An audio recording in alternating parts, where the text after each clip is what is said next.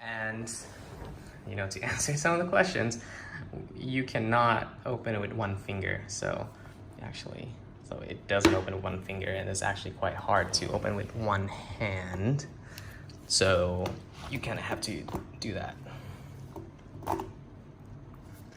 And so that is the comparison. And obviously it has the backlit keys, and the old one doesn't. The feel of it is, you know how this one feels.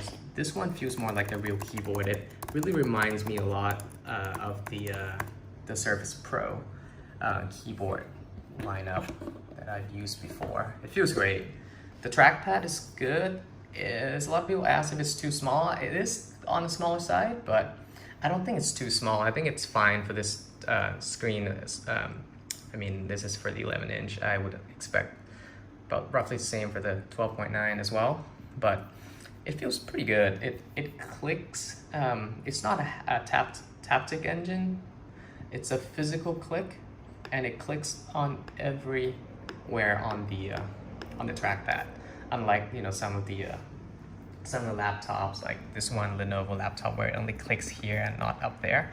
This one clicks. The whole thing clicks, and yeah. So it is when you disconnect the iPad, it still clicks. So it's definitely not a haptic or the taptic engine. It's a real physical click. And some people ask about the backlit. So I'm gonna turn on the backlit settings to, and by the way, it's automatic, adjustable based on the lighting condition. So if you kind of, actually let me turn off the lights. And you can kind of see that it does move by itself. You turn it back on, when the ambient lighting is more, then it adjusts itself. I think it just uses the built-in sensor of the iPad and not the keyboard itself. So as far as the lighting goes, you can turn it off completely, and you can adjust it manually as well. It's pretty bright. It's pretty bright. I don't have a MacBook Pro with me, but just to compare it to a laptop, here I have the, as far as the trackpad shortcuts, or not shortcuts, gestures, there's a few, and it's a little bit different than on the Mac OS. So one finger is obviously just moving the cursor. Two fingers will scrolls and swipe between pages. You can also swipe down for search, and yeah, swipe left and right. And then within apps, you can swipe up and down. Just pretty much, basic. Three fingers. You swipe up with three fingers, it goes home. Swipe up and hold. It comes to the app switcher or the expose, and then you can use two fingers to swipe left and right. And then you can click, and then you can also use three fingers swipe left and right to switch between apps just directly. So that works as expected.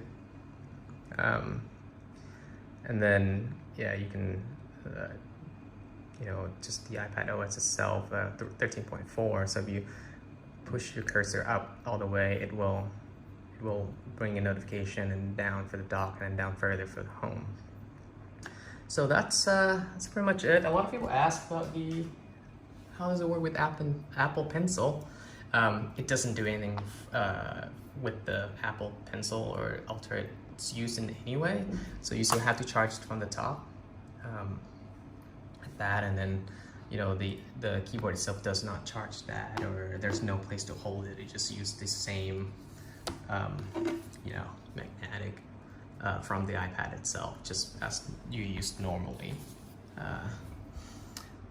Let's see, I think that's all I can think of based on all the questions. Yeah, it doesn't go any further than that, so yeah, that's the angle. And then Some people ask if it's stable on the bed. If you put it on the bed, how stable it is.